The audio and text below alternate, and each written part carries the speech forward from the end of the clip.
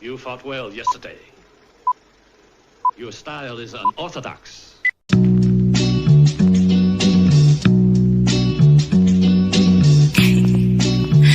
Scorpio.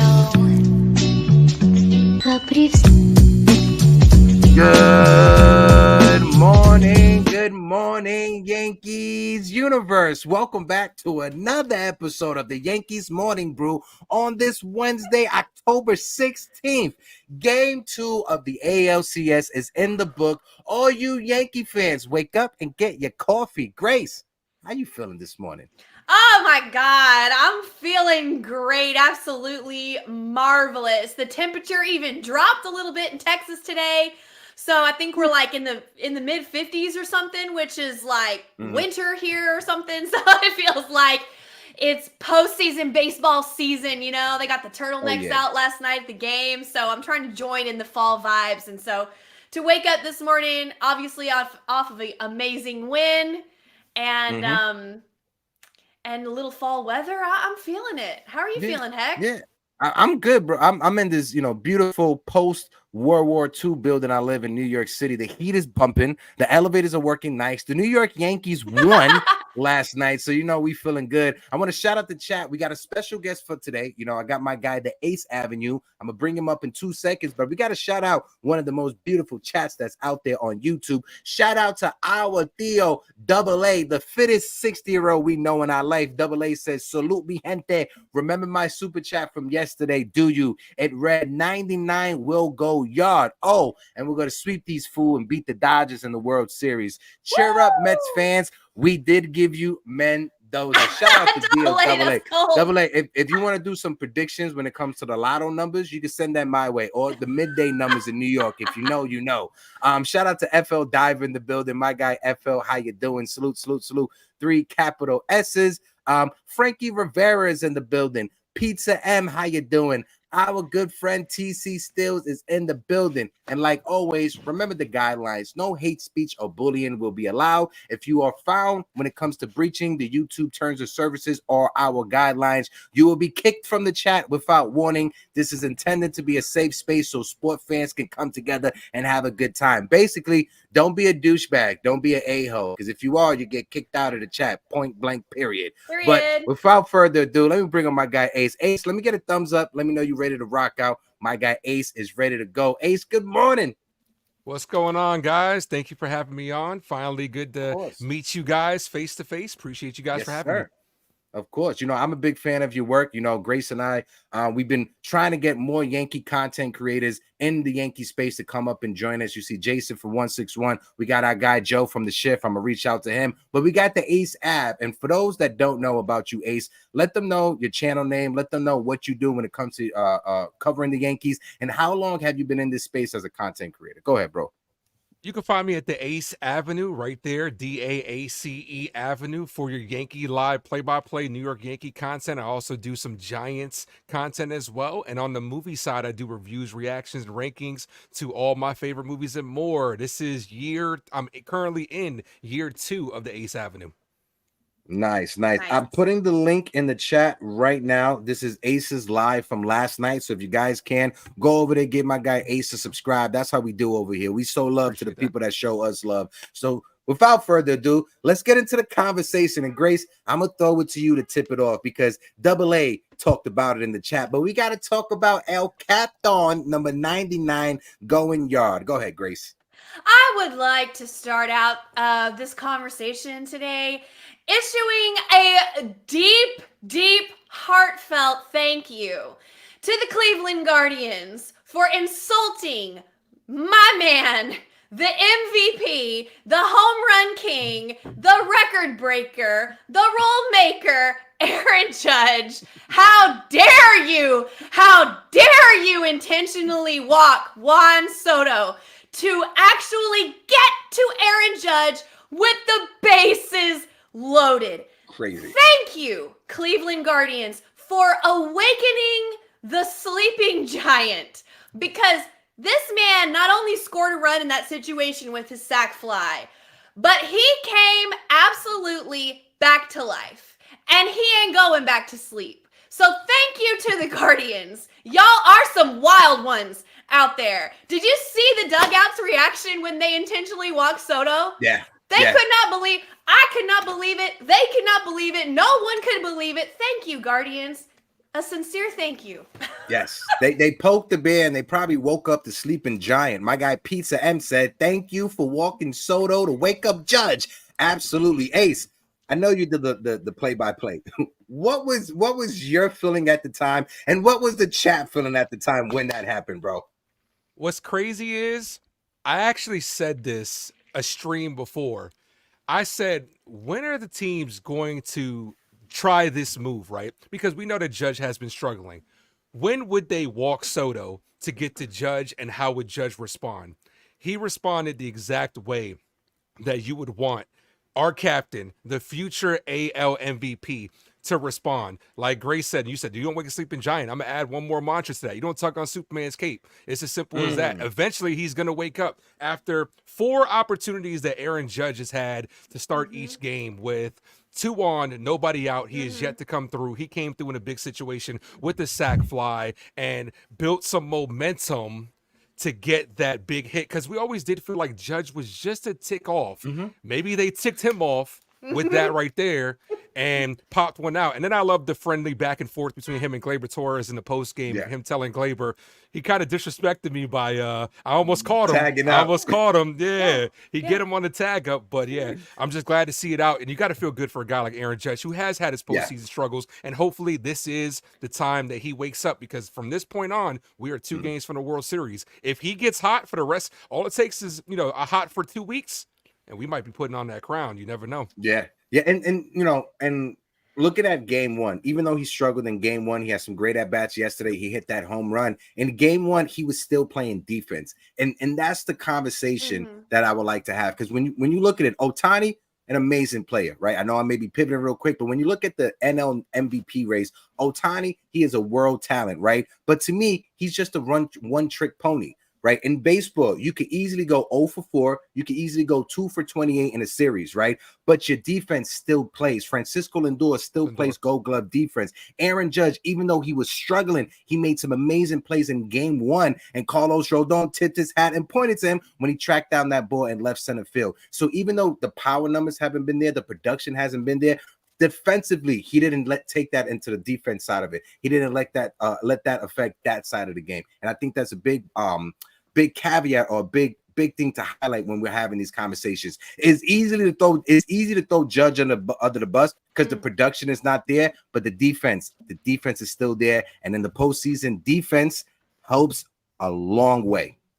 Absolutely. There are ways to be productive outside of just hitting home runs. He's been getting on base, especially if you go back to that last Cleveland game. He got on base like a few times. You know what I'm saying? Like, the leadership is there as well. You have to do things other than, people just want to see him smack the home runs. I get it. Or come up with the big hit. Baseball's a sport. You're not going to get that every single time. But luckily, we have been finding ways to win without one of our best players playing at his best. So that's why I'm confident going forward in this series that we've been winning games and we haven't even been at our best yet. Judge had 3 RBIs. He had 3 RBIs last night. What more do you want from the man?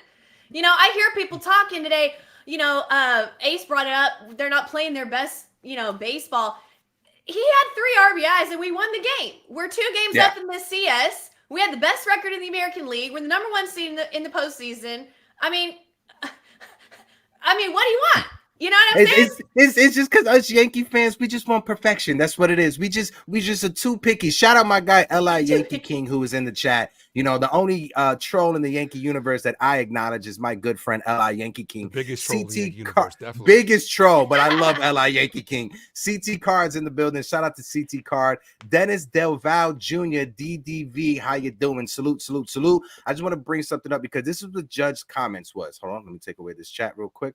Judge's comments, right? You got to stay focused on what you can control. I've been booed here plenty of times. There's been a lot of legends that have played here that have been booed. It's just part of it. They want to see you win and they want to see you do well. And right there, that's what we want to hear out of players that are wearing the pinstripes. When we look at Giancarlo Stanton and his struggles, he always always held himself accountable, and he never made excuses. I like to always bring this up. Yankee fans booed Derek Jeter in 2004, 2005 when he went 0 for 30, 0 for 32, and he couldn't get a clutch hit. If Derek Jeter was able to be booed as a Yankee, anyone should be booed as a Yankee. Joe Namath was booed by Jet fans towards the end of his career, and he won them a Super Bowl, right? So it's a part of the game. It's a part of the nature. When you're in New York City, us New York sports fans, we live under the mantra of what have you done for me lately? Lately, Judge had 3 RBIs and a home runs. Let's see what happens in the next game when we meet up against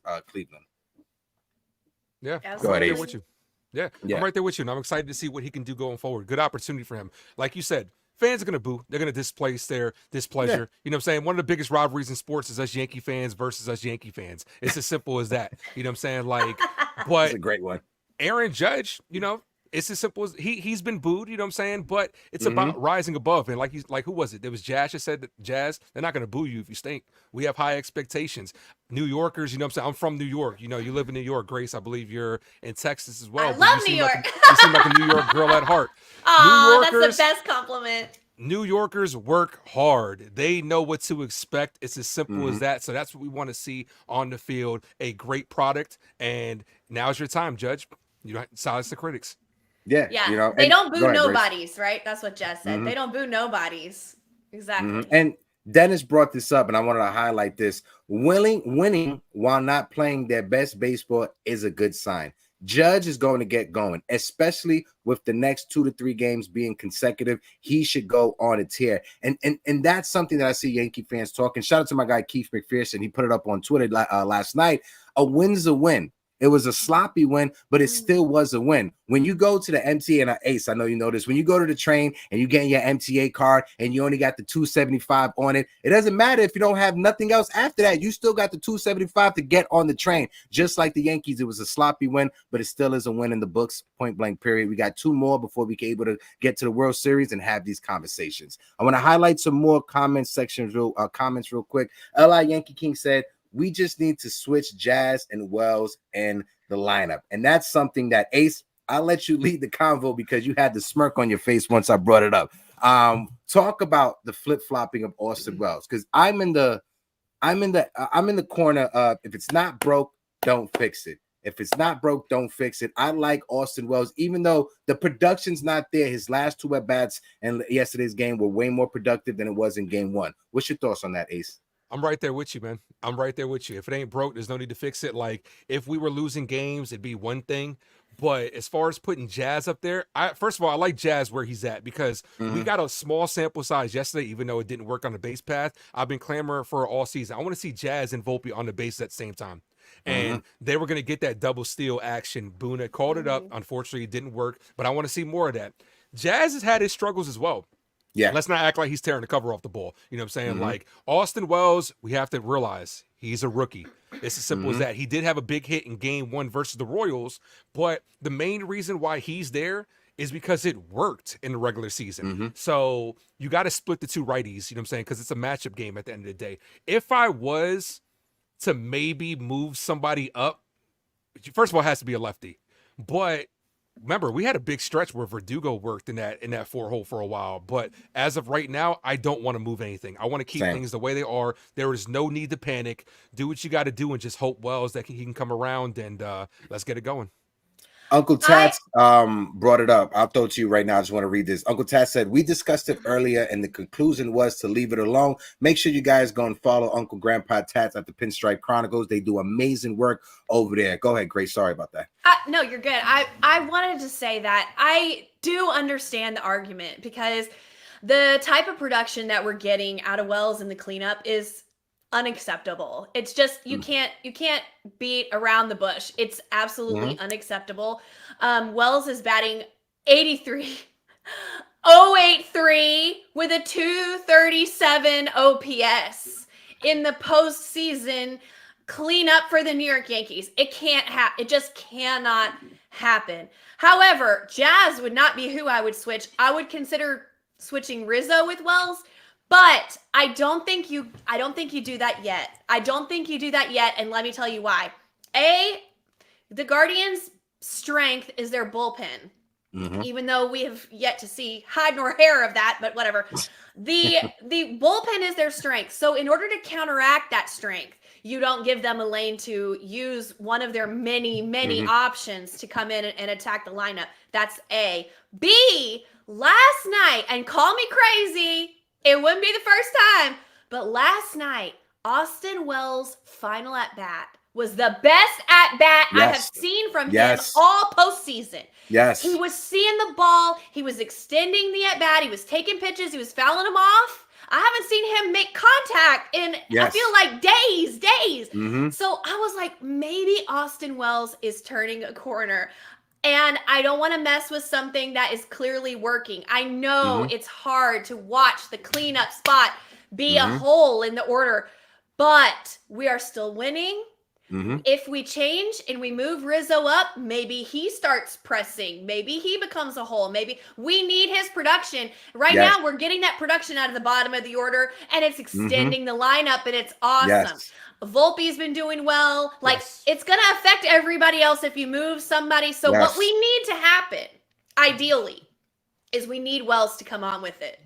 That's what we need Wells to do. And like I was saying yesterday to Heck, I don't want Wells to think about driving in runs. I just want him to try to get on base. Giancarlo's right behind him. He's the power. Let him do that.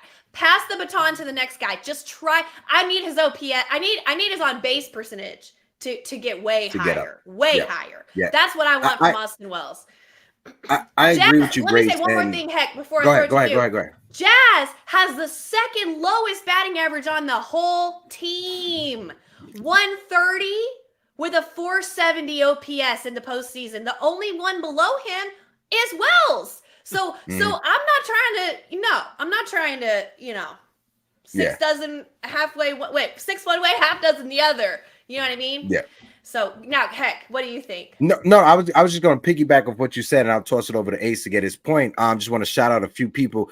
Our friend Jacob Petruzzi is in the building. Jacob, how you doing? The fly young kid. Jacob, my guy, salute. Who else? My guy Ghost, mi hermano de la Islas in the building. Ghost, how you doing? Frankie Rivera, what it do? When it comes to Wells, right? I think Aaron Judge, and they spoke about this in the post game. Aaron Judge getting that home run, not only does it take pressure off of Aaron Judge, it takes pressure off of everybody else in the lineup that hasn't been producing. And the one person I think who has had the most pressure on him outside of Aaron Judge has been Austin Wells, because he's batting right behind Aaron Judge. After Judge had that home run, right, Austin Wells' next at bat was a lot better than it has been in this postseason, because I think the pressure is coming off of, like I said, not only Judge but Wells as well. Let's see what happens in Game 3 when we go to Cleveland. Now that you're on the road, you don't have the fans at home chirping at you. Maybe that can ease it and make things easier for Austin Wells when he's at the plate, right? I do think when your main guy, when your captain, when he's going, everybody else feels better and everybody else stops going. When Aaron Judge is struggling and Aaron Judge is not rocking, everybody else behind Aaron Judge has the pressure on him. Like, yo, we gotta pick Cap up. We gotta be there for Cap and make sure Cap is protected. Now that Aaron Judge, Cap is doing his thing, everybody else can let that pressure flow and just play their natural game. Uncle Tat with the $9.99 super chat. Hold on, let me get it because it's right here. Uncle Tat, thank you and help you. Thank you for helping us keep the lights on and helping me pay for anime comics when I go to different conventions. But Uncle Tat says, keep in mind, you have to be Wells and Volpe in their first postseason with more off days than they are used to. And that's a fact. There's a lot of off days in these postseasons. And I get it. You're trying to have everybody have fresh arms. You want to be able to go against your competition with their A+ stuff. And I get it. Major League Baseball is just trying to make things competitive. It hasn't been competitive in the past. And this postseason has been really, really, really good. When you look at every games, not only the Yankee games, but the Mets and Dodgers series has been phenomenal. Game 1, the Dodgers teed off 9-0 win against the Mets. And then the Mets came back the next day. So this postseason has been really well. Sorry for that tangent. Go ahead, Ace. No, you good. To piggyback what you guys were saying as far as Austin Wells, like I had said in your stream yesterday, I still think Austin Wells provides more pop out of the 4-hole than a guy like Rizzo. You know what I'm saying? I like the lineup as it's constructed. Gleyber Torres, I've been very impressed. I was on the train of get rid of this guy for years, live stream after live stream, watching him make errors. I'm saying to myself, he's going to cost us in the playoffs. Since being reinserted back into that leadoff spot after the All-Star break, he's been amazing. 3 hits yesterday. Juan Soto is him. Juan Soto. Yeah, Soto. he's Aaron him. Judge is our captain. Austin Wells needs to get it together. Obviously, playoff Giancarlo Stanton is in the building. Jazz, Chisholm, and Volpe, like I said, here's where things get interesting for the Yankees, right? Where we can actually take off in the lineup. When you see Jazz, Volpe, Rizzo, and Verdugo, if Jazz and Volpe are able to get on base more, they end up distracting the pitchers with their speed. Rizzo has been hitting better. Power department, not so much, but he's able to keep that line moving. And we've seen Alex Verdugo have a better postseason than he's had in the regular season. So if you get the bottom of the order on base for the top of the order, it creates traffic and it allows you to have that potential breakout inning. Because even though we've been winning, we have still yet to see that 5, 6, 7 run inning that we've seen from our New York Yankees. And I feel like this offense is due to break out, and maybe it starts with Aaron Judge getting it going last night. Ace, I think that's a really important point that you Great just point. made about Anthony Rizzo's power and how he's looking good. He's back. He's given us production, but it's not really power. And yeah, you definitely want to have Pop in the cleanup spot, even if it's only a potential. I think that's a really good point that you just made. Also, you said it earlier, Grace, right? And it's something I want to bring up. When having a conversations about Rizzo, he's at the bottom part of the lineup. And I said it in yesterday's game. If he's at the bottom part of the lineup and he's giving you production there, it makes it so much harder for the opposing manager to try to manage late games. How can he operate the 7th, 8th, and 9th hole? When you got Anthony Volpe being able to get on first, when you got Anthony Rizzo who can hit you a double or a home run, and then Verdugo at the bottom of the lineup, it just makes it harder for the opposing manager to operate. And if you think about it, if you're 7, 8, and 9 guys, if that's the next 3 guys that are coming up to start off an inning, if one of those guys get on, you got Gleyber Torres, and then you got Juan Soto, and this is something that managers, they have to game plan, right? Anthony Rizzo, when talking about Anthony Rizzo, my guy Tommy M, he put it out there on Twitter. Anthony Rizzo was hitting 136 in a stretch from June 1st prior to his injury. Through September 17th, post-injury, he is hitting 424 from September 18th through the last few games going into the postseason. Anthony Rizzo, when you look at the footage from prior to that September before he got injured, when he was cold, and to when he got hot recently, he switched up his batting stance, where he holds his hands. At the beginning of the season, he was starting at a low point. Right now, when you look at him, his hands are higher. He's in a better position to swing the bat and drive the ball. Little tweaks like that go a long way to helping a player just get an extra advantage. It's maybe half of a millisecond that he is saving, but when you're that age, like Anthony Rizzo, anything can help you. So little stuff like that. Shout out to my guy Tommy M on Twitter for pointing that out. And I think you keep Rizzo where he's at in the bottom part of the lineup, it just lengthened the lineup, and it just puts so much pressure on the opposing manager to try to figure out a new game plan. Yeah. I think that is so important because Rizzo is a veteran. He is experienced. He is willing to help the team. World Series champion. Yes. Thank you, Ace. It's just like, maybe I don't have the power I once had, or maybe I have 2 broken bones in my hand and I can't swing for power right now. So what can I do? I can choke up or choke down. I'm going to take the ball.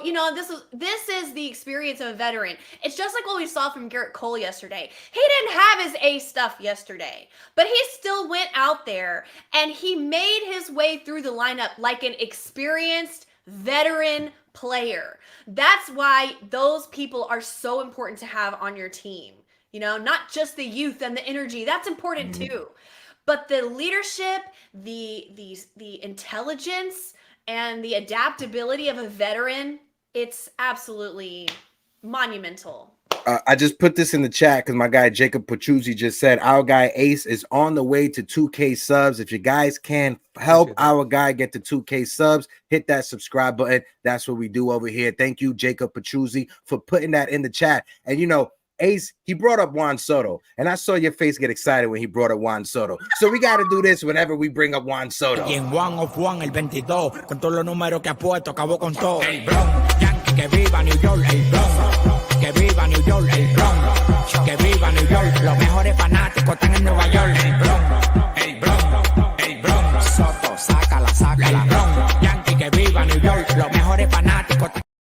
You want me to do it? You want me to do that? That's I right. The best fans in I love it. baseball is from New York, and that is a fact from El Alfa.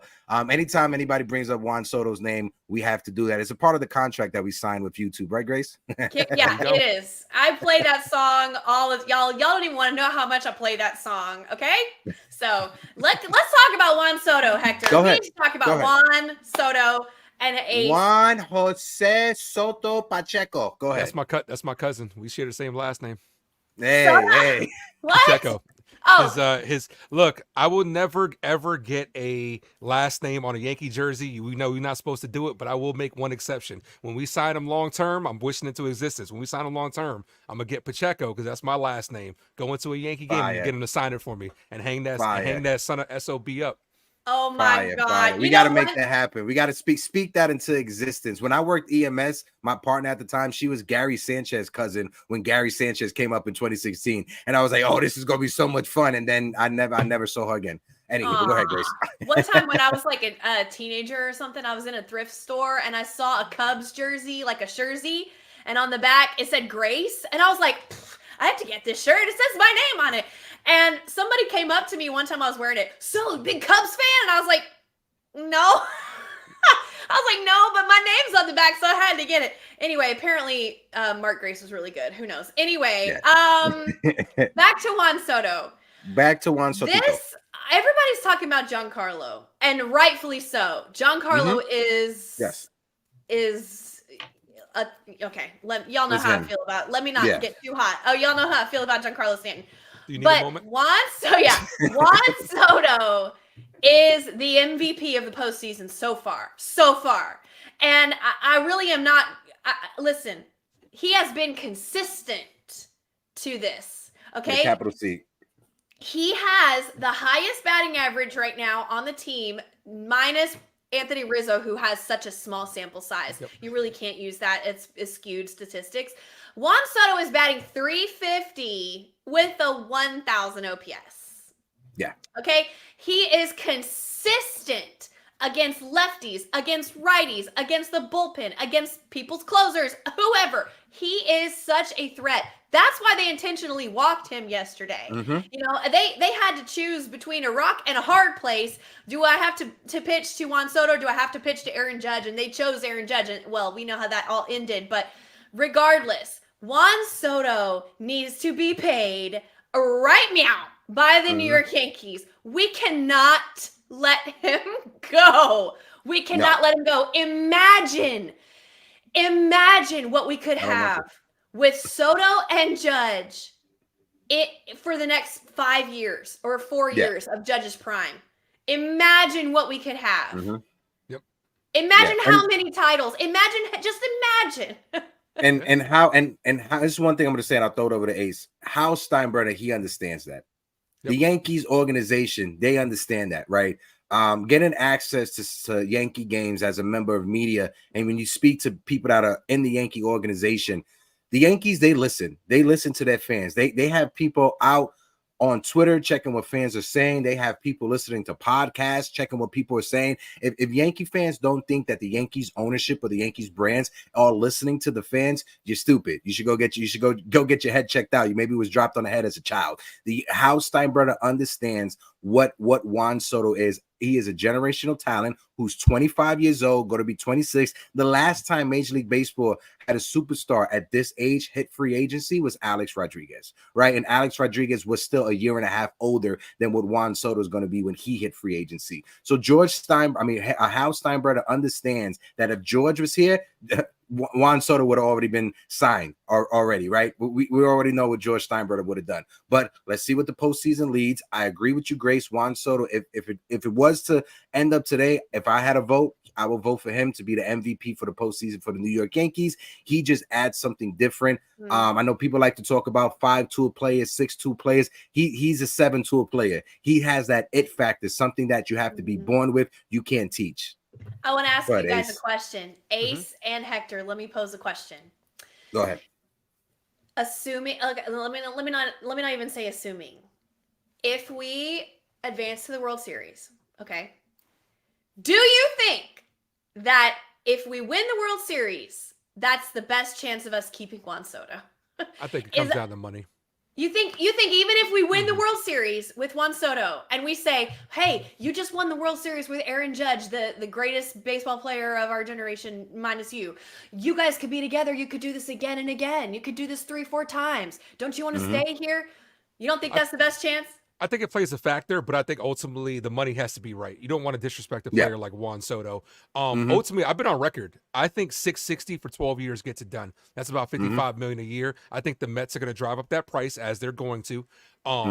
But ultimately, the money has to be in the ballpark of what he wants. Now, he loves the fans. You know what I'm saying? He came out saying the pinstripes just feel different. We all know the pinstripes bring a different kind of, caliber of player. And he's never had a season like he's had because Aaron Judge is behind him. All that plays a factor. But ultimately, you can't be cheap, Hal. You can't be cheap. Like, there are a couple things. And we'll have a whole offseason to talk about Juan Soto. But there are a couple of things that do make me think they will re-sign him, because outside of a small handful of players, Yankees have never not got the player that they've always wanted. They've given up a lot of potential prospects, a lot of great arms. Michael King looks good as well. They know that they had to go in and sign him.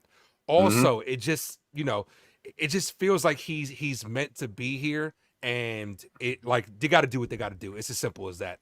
Yeah, and Joe brings up a great point. Shout out to Joe in the chat. And this is one thing I always say to people: don't be afraid to pose your question or pose your thought or pose your take in the comment section. We're gonna have a conversation, and we are very respectful to everybody's take. But when Joe says, then why didn't we get Bryce Harper or Manny Machado? If George was still alive, we would have gotten all three. And I push back a little bit on that, because when you look at Bryce Harper or Manny Machado, like Ace said, players that the Yankees want. If they target them, 9 times out of 10, they get them. I don't think the Yankees wanted Bryce Harper or Manny Machado at that time. I don't think the Yankees ownership, they viewed Bryce Harper or Manny Machado as Yankees, because when you look at it at that time, it's great to have hindsight 50-50. At the time, and even now, Manny Machado was like the villain in baseball. He was coming off of a postseason when he kicked Jose Aguilera in his ankle, and it was a whole back and forth with the Brewers. So he was the bad guy in baseball. So I think the Yankees wanted to stay away from that. And when you look at Bryce Harper, I was about to say, he was very yappy. He was yappy. He was the bad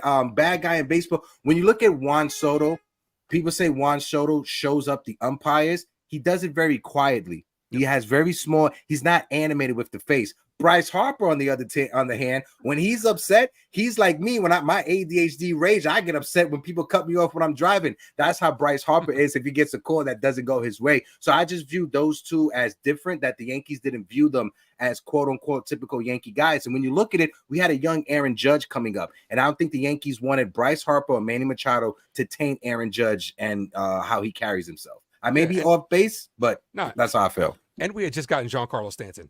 You know what I'm saying? Stanton was just there via trade. But when it comes to Juan Soto, it's as simple as this. Like, you gotta make sure you bring him back. If it was, another reason why I think we'll bring him back is because of what happened with the Aaron Judge saga. We came really close to losing Aaron Judge. Cashman would have let Aaron Judge walk if Hal didn't make that phone call and say, hey, what is it going to take? I do believe that Hal knows what time it is. He's seeing this year happen. You can't let it slip away. If you got to go out there and say, hey, Cashman, I'm going over your head, make it happen, get it done now, or I'll get somebody that will. It's as simple as that. Because like I said, Cashman would have let Judge walk.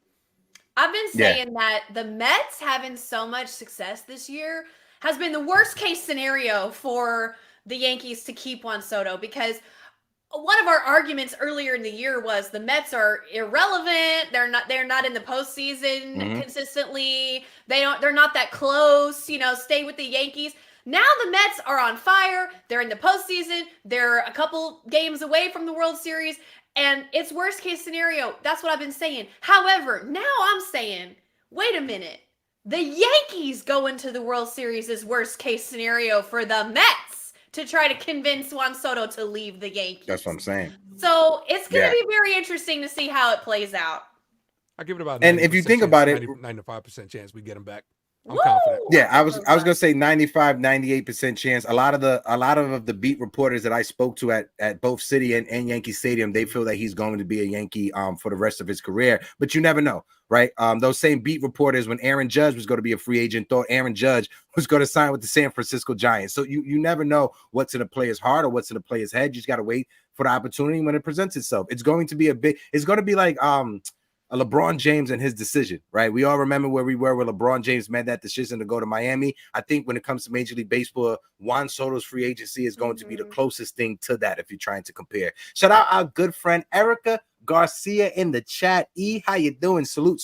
Ace, I know you got about like 10 more minutes, so we have one more topic, and I'll let you lead the convo on this. And whenever you have to dip, you just let us know, and we'll let you just walk away. But we got to talk about our dream weaver, Luke Weaver. Came into the game and shut down the Guardians in that 9th inning. Grace, I was practicing, right? I hope you was proud of me. I have that as a sample drop on the channel, and I always follow it up with, I believe he can get us through the night. That's the next lyric right there. So yeah. So speak on Luke Weaver, his success and his emergence as the closer for the New York Yankees, Ace. Who is this guy, man? When he came on, people were like, who the hell is this guy? Like, Luke Weaver? He was a failed starter. We got him to, pitch some innings, and now this guy's got ice in his veins, man. He's like, shut it down. They're like, when we talk about Soto, how I fully believe in Juan Soto when he's at the plate. I believe in Weaver when he's on the mound at the end of the game. Even though, like, he gave up that home run, I feel like, that was a lucky shot. Like, because Luke has been lights out. Like, Luke used the force. He's out there, man. Like, he's him.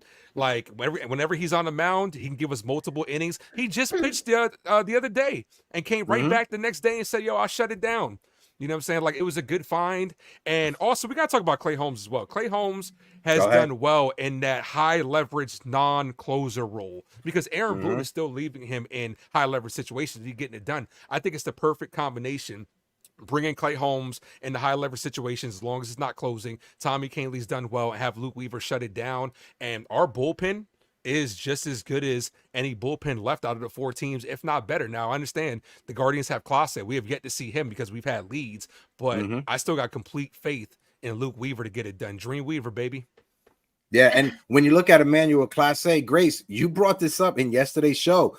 50% of his blown saves have been against the New York Yankees. Right, we have hit Emmanuel Clase this season, and then, like you said, we haven't seen Emmanuel Clase. Sometimes relievers, if they get too much rest, it's not a good thing for some guys. So I was surprised I didn't see Clase in yesterday's game. I thought he was going to pitch just because it's been a minute since he's pitched, but Vogt is trying to save him. And shout out to Stephen Vogt. If you guys remember him, former all-star catcher with the Oakland Athletics. He was a long time Oakland Athletic. They had an amazing ceremony when he retired towards the end of last year. So shout out to him. His first year as a manager, look what he's done. He's taking the Cleveland Guardians to the ALCS, even though the Yankees are up at the moment. Grace, go give us your take when it comes to Luke Weaver. I think it's important to say, about what I said yesterday, and you just brought it up about the blown saves for Emmanuel Clase. The Yankees aren't afraid of him. That's really big. You want an opposing team to be afraid of your closer. When they come in, that's why they do everything, turn off the lights, flash the lights, play the walk-up song, and blah. And they try to create this environment of, oh no, the game's over. And then it causes the batters to press. It causes them to expand the zone, get off balance, whatever. They're not afraid of Emmanuel Clase. Now, respect to him. Like, he's one of the greatest, that's playing right now for sure. But the Yankees' experience tells them that they can hit him. They can hit. It can be done. Now, I want to say that on the flip side, obviously, I agree with everything that Ace said about Luke Weaver. Who is this guy? This is crazy. Lightning in a bottle, whatever. A magical season. Championship teams have elements of magic. There's something extra that happens with championship teams where people come out of the blue and they contribute in a major way, okay? And that is absolutely Luke Weaver's story for the Yankees this postseason. It is magic. It is incredible. It's something we'll never forget. And I actually want to bring up something else to you guys that happened last night when Jose Ramirez was at bat against Luke Weaver in the 9th. And I said to myself, you know what? A solo home run by Jose Ramirez wouldn't be the worst thing right here. Pop, he hit it. Okay, so everybody's freaking out, right? Everybody's freaking out on Twitter. I'm like, hey, it's no tea. It's just one run. We're about to win the game. Get the other outs. Let's go. But let me go further with this. I actually think that Luke Weaver hadn't given up a single single run yet. I don't think a single home run for Yeah. sure. As in the closer role, that was the first run that he allowed. I'm pretty sure. No, it is his first one And that he's that's given a up as a good closer. thing. I That actually bullpen's been lights think out. that's a good thing because now perfection is gone. So that extra element of pressure is released. It's Yeah. like you just released a little That's a bit of great point. pressure out of the pressure valve. Now Luke Weaver has done it. He's survived it. He's still got the close. He didn't freak out. He didn't lose his mind. He didn't get emotional. He said, "Okay, no problem. I'm about to finish this game though." And he did. So that was huge, actually. And it happened in a game where it didn't hurt us. We still won the game. He kept it together. Now he's even stronger than he was before. Yeah, shout out to Ray in the chat. Says hi, Ace, Grace, and Hector. Follow Ace over here and subscribe. Hi to the chat, folks. To the chat, you already know what to do. Welcome Ray to the Uptown Sports TV familiar. Welcome, thank you for finding us, my guy. Go ahead, Ace. Yeah, good supporter, Ray. Thank you, man. Appreciate that. Also to piggyback on Grace's point, sometimes you gotta tip your cap to the opponents, man. They get paid too. Ramirez is a good ball player. He got him. It's as simple as that. You move on, and you know. The opposite of what we saw with Garrett Cole and Devers, you know what I'm saying, as a competitor, you got me this time, I'm going to get you next time. It's as simple as that, you know what I'm saying, because there will be another opportunity. As far as Clase is a great closer, you know what I'm saying, but the harder you throw, the harder it goes out. That's the whole mantra of baseball, you know what I'm saying, but Luke Weaver, he's our closer for the foreseeable future, and I think, you know, like, I was going in saying that next year we got to figure out the closer position, not if Luke Weaver's going to step up, pay that man, give him that closer spot. Let's go. And the thing is, we have him on the contract for next year also, and it's a very team-friendly because I was getting ready for a live stream during the offseason when the news was announced that the Yankees re-signed Luke Weaver, and I got the notification on my phone. I was like, what the fuck are we doing? Why are we re-signing Luke Weaver? And look, he proved me wrong. Ace, I know you got to get out of here. I got a special treat because you brought up Clay Holmes, and we got to give Clay Holmes some flowers. So shout out to both Luke Weaver and Clay Holmes, the best duo in Major League.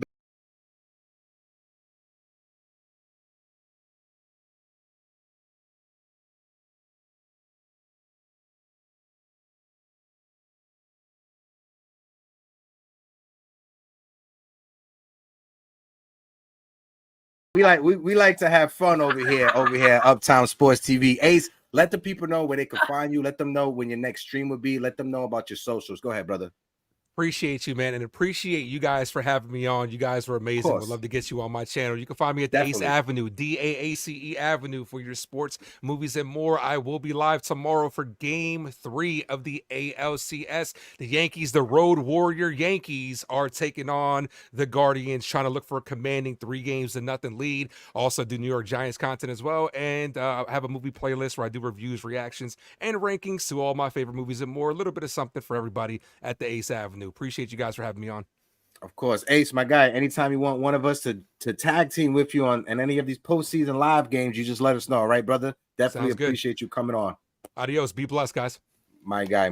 That was our guy, the Ace Avenue. Make sure you guys go over there and support him. We got over 80 people watching us collectively across all platforms. We got 50 people on YouTube. If you guys can smack that like button, it's free, right? It's a little bit of energy. All you gotta do is take your finger, hit the like button, hit the subscribe button. Let's try to get the likes up to 50. There's 50 people in there in the building. So smack the like button. Let's get it up to 50. We are on our way to 5K. So hit that subscribe button as well. Grace, we got to talk about him because he struggled, right? And that's Daddy Cole, right? You and I both was wanting Garrett Cole to have a big performance. He didn't go 7 or 6 or 8 innings, but like Garrett Cole says, his start was all right. He bent, but he did not break. Clay Holmes came in the game and picked him up, and that was huge. Garrett Cole, his control wasn't there, and the first couple of innings but in that 3rd inning, they got to him. That 4th inning, he just couldn't get out of the 5th inning. What's your take on Garrett Cole's performance, Grace? It's like I was saying earlier. He didn't have his A stuff, but he did enough for us to win the game. Ultimately, I mean, the bullpen definitely picked him up, but he did enough for us to win the game. At the end of the day, you can still depend on him. He didn't get blown up in an inning and allow 5-6 runs or something crazy. I mean, he he used agility to get through a very tough lineup. And I mean, he like I said, he's dependable. I love him. Y'all know how I feel about Teddy Cole. I knew he was losing it in the fourth. Okay. Yeah. If you've watched him all year, however long he's playing, you knew he was losing it in the fourth. My only critique was I would have had somebody up warming up at the top of the fifth. I'm not surprised that they sent him back out for the fifth just to see if he could get anything else. But I would have had somebody warming up. And my only critique was they waited too long to get Clay Holmes warming up. And he was trying to warm up as fast as he could.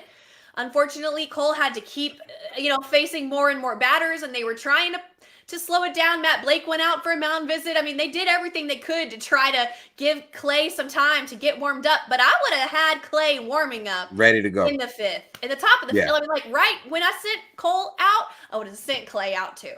I mean, to start warming up because he was losing it in the fourth.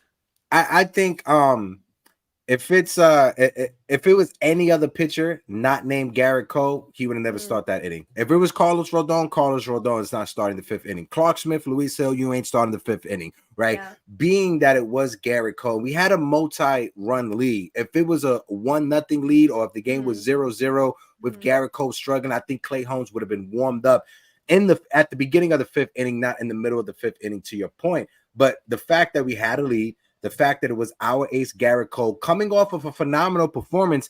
If it was a performance that he struggled his last outing, I think the leash would have been shorter from Garrett Cole. But we live by Garrett Cole and we die by Garrett Cole. He's our $300 million ace. He's our horse. He missed part of the season, but he was fantastic for us during the regular season. So we live by Cole and we die by Cole. Like Erica Garcia says, Luke Weaver is him. But do you think he needed to be in that game last night? Everyone Boone has called upon has come through, so it worked out, but it felt unnecessary. Maybe I'm wrong. I think if Garrett Cole would have gave us 6 innings, we would have seen Luke Weaver. The fact that we had to use Clay Holmes early, we had to use Tommy Kahnle early. I think how Aaron Boone wanted to navigate it. If I'm Boone, if I'm in that war room trying to figure out our game plan, Tommy Kahnle is closing for me. I think that was the game plan, that Tommy Kahnle would be the closer, but I think Luke Weaver came in because Clay Holmes came in the 5th inning. If Clay Holmes came in the 7th inning, I don't think Luke Weaver's in that game. I think that if we'd scored in the bottom of the 8th when Volpe singled and Verdugo walked and we had some opportunity there to score some more insurance runs, if we would have scored there, I think we wouldn't have seen Weaver in the 9th.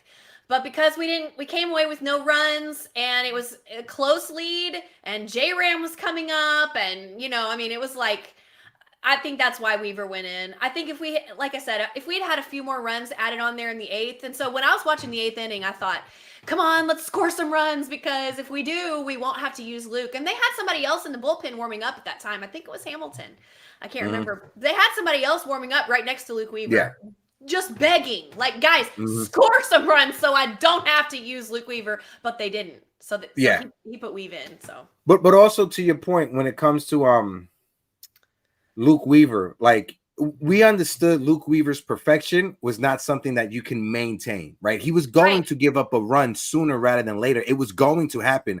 Right. I'd rather it happen in that facet, a solo home run to J-Ram, instead of a pressure situation with the bases loaded, only with a 2-run lead that gives up a grand slam that gives the Cleveland Guardians a lead. I'd rather it happen in the facet it happened because we knew he was going to give up a run sooner rather than later. It was going to happen. Now that it happened, it's out of his head. Now he can go back to dominating and being that presence that he was. Right. And what happened after he gave up the solo shot? What happened after that to Luke Weaver? How did he look after that? And like Erica's point, talking about Garrett Cole, after that first inning, Garrett Cole struck out. I forgot what batter it was to end the first inning off of his knuckle curve. After that first inning, they laid off of that knuckle curve, to Erica's point. It really felt like he was tipping his pitch on the knuckle curve. And there was some knuckle curves that he was throwing that the umpire weren't calling for strikes. That's what I was going to say. Yeah. The umpire was a little... Don't get me started on the umpire. Don't get me started with the umpires because I could go on for a while. But I think the most important thing is that Weaver now has an experience of going in a tight game, a important win situation, allowing one run, allowing a solo shot, and then staying strong and finishing out the game. It's kind of like people would say, like, "Oh, I hurt myself," and people will say, "Okay, but did you die?" And you're like, "Okay, no." And that's the experience Luke Weaver had last night. Yeah. Okay, but did you lose the game? No. Okay, then. You did your job. You didn't die. You didn't die. I think that's a good Exactly. takeaway from here. Exactly. Let me highlight some more chats. We're going to be rocking out for the next 10 minutes and we're going to close things up. Pizza M said, closers need to overcome tough situations to build a steady confidence for the future. Exactly. This was a growth game for Weaver. Absolutely. Exactly. And I think going forward, you're going to see a better version of Luke Weaver. Like he talked about his changeup grip, how Matt Blake helped him with his changeup grip. That's why his changeup is what it is right now compared to what it was when he was with the Cincinnati Reds. So what you're seeing right now is and this is a long time coming. I've been watching Yankee games dating back to when I was 8, 9, 10 years old, right? Since the late 90s, early 2000s. To me, Matt Blake and the pitching factory that he has made, this is the best bullpen that we've seen from the Yankees in a very long time, not just this season, but from 2016 to now, from when Matt Blake came on to now, this has been some of the best bullpen that we have seen with the New York Yankees. In the mid 2000s, in the late 2000s, the one thing Joe Torre didn't have was a bullpen. He couldn't get the game. He couldn't bridge the game from the 6th inning to Mariano Rivera. And that's something we have right now. We may not have Mariano Rivera, but we have some guys coming out of the bullpen that now you have confidence in. When Clay Holmes comes out in a game, my heart is not bumping. This is not cardiac Clay. This is a different version of Clay Holmes. When Tommy Kahnle is coming in the game, this is a different version of Tommy Kahnle, Luke Weaver, our bullpen. We got our 3 guys that we trust, and that's Weaver, and that's Kahnle, and dare I may say it, and that's Clay Holmes. And Hill did his thing last night. And Hill as well. I mean, Hill has to get some credit. He did a great job. At first, I was a little nervous because I couldn't find the strike zone with the first batter, but once he found it, I was like, okay, we're cooking with gas now. I mean, Hill is an unsung hero of the bullpen, but he's very important. Mm-hmm. And I think we're going to see Stroman before it's all said and done. I think Stroman will come out at some point as well. Yeah. So yeah, no, I definitely agree on that. Go ahead, Grace. I was just gonna say, for the now, you know what? No, let me just save it. Let me save it for another time. Let me save it for another time. No, say it. What do we go ahead, say it. If we take care of the Guardians and go to the World Series, okay, and we're facing either the Dodgers or the Mets, how do you think, or what do you think the strengths of the Mets or the Dodgers, how they match up to the bullpen of the New York Yankees? Because personally, I think that we would have the pitching advantage in the World Series versus either one of those teams. I'm not trying to be crazy. I'm trying to be dead serious. No. I see what you're saying. When you look at the Dodgers, 1 through 9, I think they have a better 1 through 9 lineup. Their issue is they're top heavy, the same that we're top heavy, right? They have Mookie Betts, Freeman, and Ohtani. That's their top. And then you got Teoscar Hernandez, who has been phenomenal as well. Muncy as well. So they have other guys in that lineup. 1 through 9. Now that Rizzo has come back and turned into Anthony Rizzo, you got Verdugo in the 9th spot. It's hard to say now that the Dodgers have a better 1 through 9, right? If I was having this conversation a week ago, right, on the first round, I would give it to the Dodgers. Right now, seeing what you're getting out of Anthony Rizzo, seeing what you're getting out of Verdugo, it's kind of a tie. Our starting pitching, we have them beat. We have better starting pitching than them. The only issue the Dodgers have is their starting pitching. That's the one problem they have. When it comes to our bullpen, I think we have a better back end 3 guys in the bullpen. I think when you look at the Dodgers bullpen, they have better matchups. Like Cleveland, lefties, they have better lefties to come out of the bullpen. Their lefties are better than Tim Hill. That's one thing I'm going to say. But when you look at Weaver, I think our closer is better what they have with the Dodgers. So I will give it to the Yankee. It's going to come up to the offense if the offense can score some runs. Erica Garcia says it like this. I don't know if this was discussed earlier, but if the Yankees could put up 6 runs the rest of this series, then a sweep is more likely. This offense, they need to. Cleveland is not going to just drop balls in the infield. Cleveland is not just going to keep on walking guys the way that Kansas City was. You got to take advantage of opportunities when they're given to you early in the game. Punch them in the stomach and make it hard for them to fight back.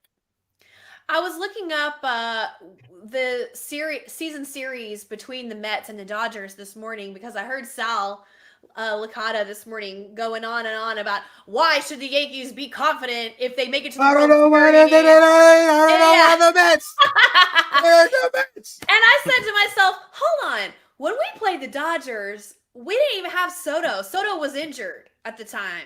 He didn't even play. I remember that it was on national television that weekend. They were pumping up the matchups and everybody watched the Yankees Dodgers possible World Series matchup, blah blah blah, and Soto was not playing and everybody was disappointed.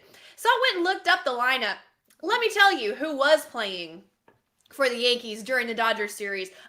DJ LeMahieu, Trent Grisham, Jahmai Jones, and Jose Trevino. And we had two major pieces that didn't play because they were injured. Juan Soto and Garrett Cole. Okay. Now, we're talking about the Mets. When we played the Mets, we all know what happened. Pain. Okay. We had J.D. Davis. Yes, we had J.D. Davis in the DH spot. Yeah, I wasn't gonna. I'm like, God. We had DJ LeMahieu. Not to beat up on DJ, but you know. And Cole had just come back, and he was not ready. Okay, but he was like, "Let me do my last rehabs up at the major league level," and he was not ready. Okay, so neither the Mets or the Dodgers have faced and a slumping Glaber. Exactly. Neither the Mets or the Dodgers have seen this team. Not this team. No. So I'm not trying to hear it because.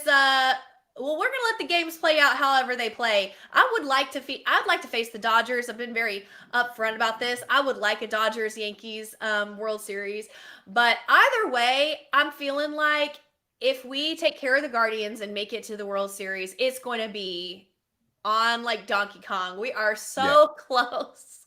Yeah. No. One thing I'm gonna say is I'm gonna give the Mets credit when it comes to Garrett Cole. Because for his career, like Erica said, the Mets, they have owned Garrett Cole in his career. It's not only this season or whatever. The Mets, I think Garrett Cole's ERA is a little bit over 5 for his career against the New York Mets. I'm not sure if he doesn't like Queens. Not that many people like Queens. So if you're from Queens, I apologize.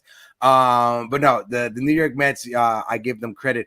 As much as I would love to see a Subway Series, I don't want to face the Mets in the World Series. As much as I would love a Subway Series, love it for the city, love it for my mother, love it when it comes to Latino sports and my job. As a content creator, as a fan, I don't want to see the Mets in the World Series. I do not want to see the OMG Grimace Hot Tour Mets in the World Series. I do not want to see it. They have, when you talk about momentum, they have all the momentum. They have all the characteristics of a Disney-made movie. That's what the Mets have over there, and I don't want no part of that. I'd rather face the Dodgers. I'd rather face Ohtani, and I'd rather the Yankees be in the World Series against the Dodgers. When you look at it, just for everybody to know, when it comes to, and Major League Baseball would rather the Dodgers in the World Series, because when you look at it like this, the viewership-wise that you're getting from Japan, from the first round, they haven't given the numbers for the second round yet. And round 1, it was 4 times more than what you get from the U.S. I'm going to say that again. The viewership you're getting from Japan is 4 times more than the viewership they are getting from the States. So Major League Baseball would like the Dodgers and the Yankees to be in the World Series also, because the money that they're getting from ad revenue, this gateway that Ohtani, well, I don't say Ohtani started it. It was Ichiro, it was Matsui, it was Hideki Arabu, it was Hideo Nomo. They started coming over here from Japan. It is a highway now. Major League Baseball, all they care about is the dollars, is the money. And the money is coming from Japan players and viewership from Japan. So I'm going to say this again. In round 1 of the ALDS, the viewership from Japan was 4 times more than it was in the States. And like Erica says, MLB glazes the heck out of Ohtani, but I understand it from a business standpoint. We may hate it, But when it comes to money, when it comes to business, when it comes to box office, Shohei Ohtani is box office, point blank, period. You can't argue against that. That's exactly right. And the Mets and the Yankees play in the same city. It's the same market. You don't get the secondary market if you have the same city playing each other. I mean, you got LA, you got the West Coast, you got Dodgers fans all over the United States, plus you got the Japanese market as well. So, I mean, obviously that would be a major moneymaker, but Yes. besides that, I want to play the best of the best. I want it to be Yankees-Dodgers, World Series matchup, Ohtani, Judge, Soto, Betts. Let's go. That's what I want. That's a World Series, not the Arizona Diamondbacks and the Texas Rangers. I'll say this. You take the first month, and I know it's very hindsight to do this, right? You take the first month away from the Mets when it comes to win-losses, they have a better record than the Dodgers. So from the second month of the season, and when you look at the Mets since the middle of June, they've had the best record in baseball, the New York Mets.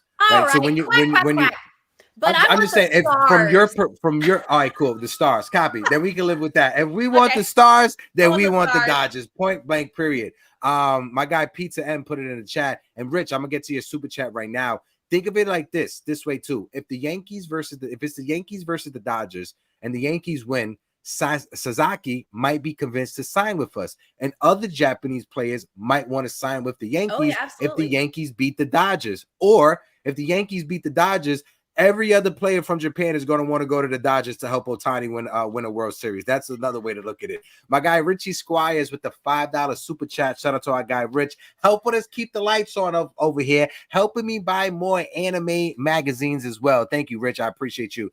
He said the Yankees need to button up running on the base paths and play more runs instead of leaving them stranded. No, 100%. And that's something that we've talked about when it comes to playing clean baseball, right? Up until Jazz Chisholm and Anthony Rizzo getting caught on the base paths and making outs on the base paths, we was playing flawless baseball. That was the first time we weren't playing flawless baseball, getting lazy and not paying attention to the pitcher on the mound. Let's clean that up. Let's play. Let's keep on playing the way we played, especially from the defensive side of things, and let's try to close out this series. I want to shout out my guy Austin Cruz. Austin, make sure you guys go and follow them over there at the BX Sports Jedi Network. True Ohtani versus Judge, MVP versus MVP. I understand why MLB wants Dodgers versus Yankees. Plus, the two most popular teams in Japan. Screw that. The Subway Series is what we all New Yorkers want. Shout out to my guy Austin Cruz. Eddie Snap says, Hector, will you be at Comic-Con this weekend? Eddie, my guy, I will be there tomorrow as a member of the media covering Comic-Con. Eddie, hit me up on Instagram, Project Nerd HQ. Let's try to link up IRL, Eddie. I would love to meet you in person. Love to collab on some content as well. Make sure you guys go and follow my guy, Eddie Snipes. And if there's anybody else that's going to be at New York City Comic-Con this weekend, hit me up. Let's try to link up. I will be there covering it and working press. So, yeah, it's going to be a good time. Grace. Imagine thoughts. Okay, my last thoughts is imagine if it becomes the Subway Series, Mets versus Yankees, and the Yankees beat the Mets again. Imagine what the city will be like. Imagine the clout that you would have over your mom, Hector. The clout that everyone would have. Now, let me go another way. Imagine that the Mets beat the Yankees.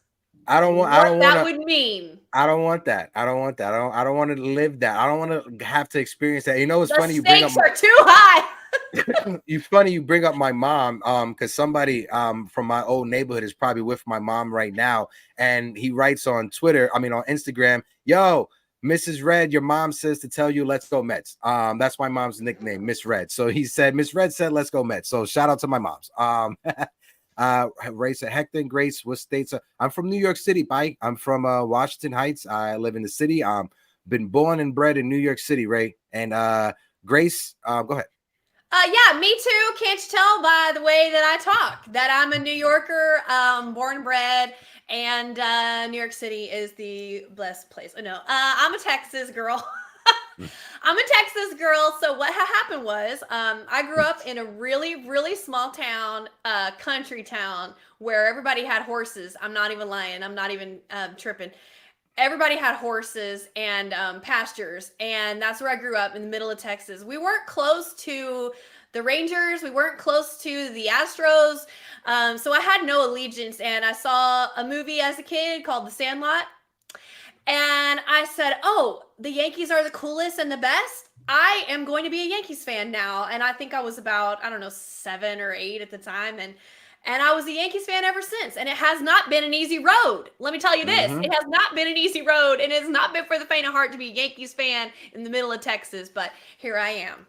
Yeah. Well, we love you. From New York to Texas, there's Yankee fans you. all around the world. There's people in the chat that are amazing. Shout out to you, Ray. Thank you for joining us over from the Ace Avenue. And also make sure you guys go and support Ace. It was a great conversation with Ace. I look forward to us collaborating on many, many more Yankees conversations. I definitely do. So shout out to my guy Ace. Shout out to Frankie Rivera, who was in the building. Patrick St. Clair, how you doing, Patrick? Shout out to Patrick. Haven't seen you in a minute. Patrick says, if it's a Subway Series, that means the Mets beat 3 straight division winners to get there. Do they really want the Mets smoke? I don't know, bro. Listen, I'm telling you right now, I don't want that smoke from Queens. I don't want my mom to have any bragging. My mom, she's been boasting about the regular season. I don't need that for a World Series. I don't want to live that in my life, right, Patrick?